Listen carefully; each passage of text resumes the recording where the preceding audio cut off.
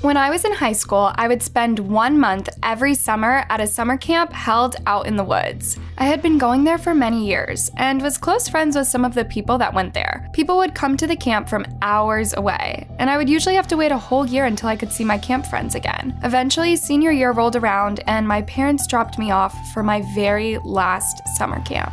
Because we were the oldest people there and it was our last year, some of my friends and I felt like pushing the rules a little bit. My camp was pretty strict, and there was a set schedule we were supposed to follow. We would spend our days hiking, kayaking, swimming, and learning survival skills. Of course, we would have free time here and there when we would just hang out, read or relax, or maybe play a game of capture the flag. We weren't allowed to bring our cell phones to camp, so most of our entertainment came from doing activities outside. At 10 p.m., it was lights out, and we were all expected to be in our cabins until morning. This was probably the most serious rule we had to follow. If you were caught sneaking out by a camp counselor, you were sent home immediately and could not come back the next year. There were always a couple of kids that would try it each summer. Usually it was a guy and girl sneaking out to hook up. They were always caught. But this was my last year at the camp, and we only had about a week left. My friends and I were planning some sort of secret party to celebrate the fact that we were seniors and the fact that we would all soon be going our separate ways for college. A couple of the guys suggested a midnight pool party. The pool was located far enough away from the main cabin, which was the counselor's cabin, that once we got there, we could make all the noise we wanted without being overheard. Usually, I was a rule follower and barely ever got in trouble. So I was a little worried about this whole idea, but I didn't want to miss out on the fun or look like a loser, so I told everyone I was down. There would be 8 of us going in total, 4 girls and 4 guys. All the girls from my cabin and all the guys from one of the senior cabins. We planned to meet at the pool right at midnight. The girls and I waited until 11:45 p.m. and then set out on foot. We didn't want to draw any attention to ourselves, so as we made our way through the cabin section of the campsite, we used only one flashlight with a very dim light to see where we were going. We all stepped as quietly as possible. After 15 minutes of walking, we were officially on the other side of the campsite and could see the pool. The guys had beaten us there and had already climbed over the fence and turned the lights on. They were yelling and laughing, already in the pool. The rest of us took off running in excitement. We helped each other over the fence and onto the other side. All 4 of us girls jumped in at once. We were all screaming and laughing and having the time of our lives. It felt so freeing to break the rules for once. The time passed by quickly, and before we knew it, it was close to 2 in the morning. We were just discussing if we should start drying off and heading back, when all of a sudden, we heard a strange sound coming from the woods surrounding us. It was a type of strange howling, but it was coming from lots of different directions. We all looked around in confusion. "Is that some sort of animal?" I asked. "Not like one I've ever heard," said Greg, one of the guys in our group. The sound only continued to get louder and closer to us. "I think we better get out of here," I said, making my way to the side of the pool and climbing the ladder. The next thing I knew, there were 4 pairs of eyes on us from just outside the gate. They were people, but not like any people I had ever seen before. They wore no clothing besides a loincloth around their waist and black masks covering their faces from the nose down. They were barefoot and wore red paint. It looked like war paint. Their eyes were crazy and they seemed like they were wild. I was so focused on taking in their appearance that I almost didn't notice that they were carrying weapons. Some had large mallets and the others had knives. The strange people didn't say anything to us, but talked amongst each other in a language I had never heard before. All of my friends and I just stared at them in shock, too afraid to move. Then, before I could even process what was happening, they all began climbing over the tall pool gates. They moved effortlessly and super quickly. In a panic, I sprinted to the opposite side of the pool and began climbing over the gate to get out.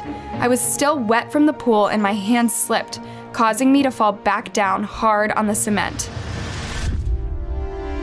I looked over my shoulder and saw that all of the girls were also trying to get over the fence, but the strange warrior men had caught up with our guy friends and they were battling it out.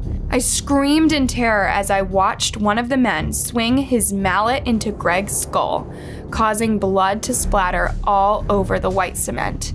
One of my girlfriends screamed at me to keep moving. It was enough to knock me out of my shock, and I quickly pulled myself up the gate and over to the other side. The second I hit the ground, I took off running. All of my girlfriends already ahead of me. The one in the lead was Shannon, and she was carrying our flashlight. I did my best to follow the light, but she was far ahead of me and I couldn't see more than a few feet in front of myself. The night was completely black, and I kept running into things and falling to the ground. The only thing I was wearing was a bikini, and my flip-flops had fallen off when I climbed over the gate. Without any protection, thorns, rocks, and roots cut into my bare feet, tearing at the skin over and over again. I didn't take time to look at them or try to control the bleeding. The only thing I cared about was getting as far away from these crazy men as I could. The next thing I knew, I had slammed into a tree, hard. I blinked my eyes but couldn't get my eyes to focus. I tried to get up, but it was as if I no longer had any control of my body. I could hear people screaming my name, but I was too weak to get up.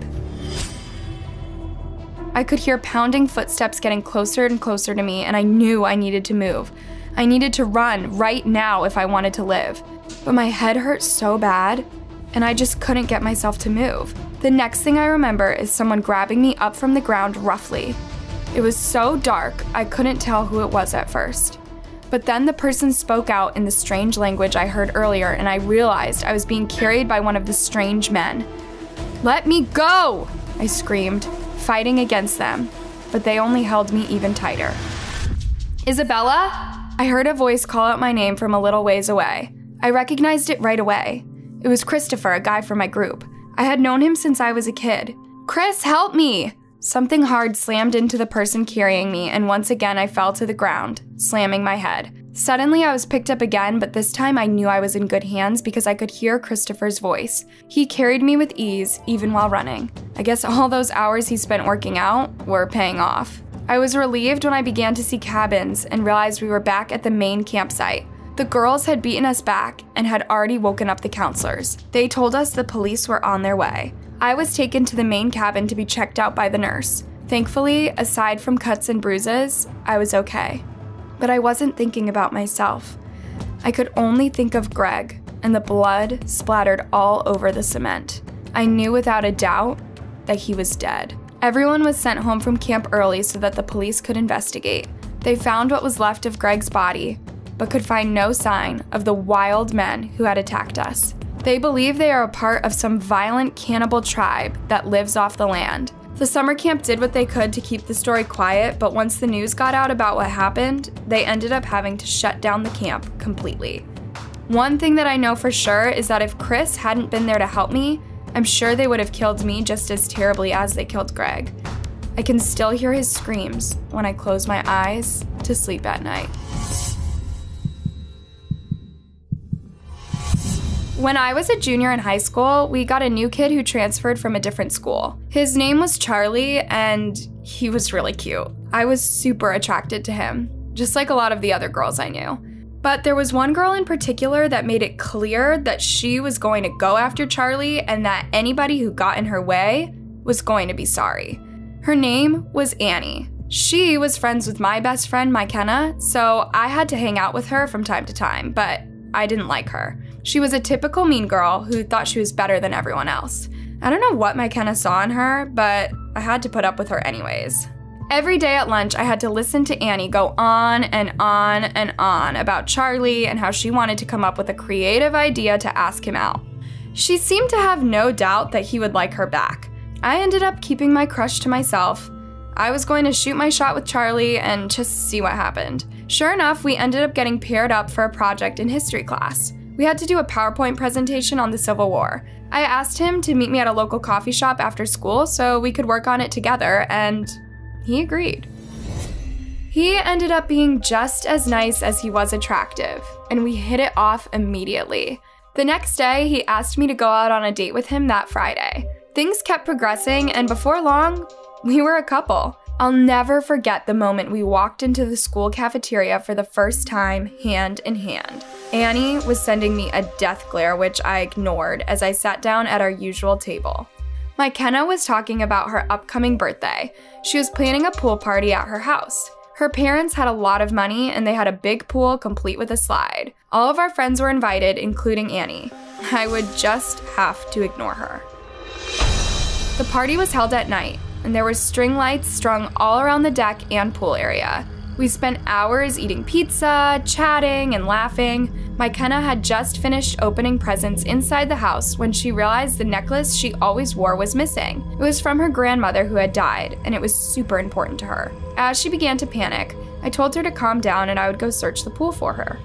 It was pretty dark at this point, so I knew this wouldn't be easy. I walked around the edge of the pool a few times before I finally spotted it sparkling in the deep end. I jumped in and swam towards it. Once I popped back up to the surface, but before my head could get over the water, something hard pressed down on me so I couldn't get up. I fought against it, but it was stronger than me. I was swallowing water and my lungs were burning. The more time that passed, the weaker I got. I knew I was slowly drowning. Finally, just as I was sure I was about to die, the force went away and I was able to get some air. I was choking and spitting up water as I pulled myself out of the pool. I could hear McKenna screaming. "Why the heck would you do that? What were you thinking?" Once I blinked the water away, I saw Annie crouched on the side of the pool and realized that she held me down in the water so I would drown. She had a look of pure hatred on her face. McKenna ended up sending Annie home. Thankfully, the whole incident was caught on McKenna's family security camera and handed over to the police. The next day, Annie's parents pulled her out of school, and we never saw her again. If McKenna hadn't stopped her in time, I'm sure she would have killed me and probably gotten away with it. Everyone would have thought it was a total accident. During summers in college, my friend Nicole and I used to sneak into her neighborhood pool at night after hours.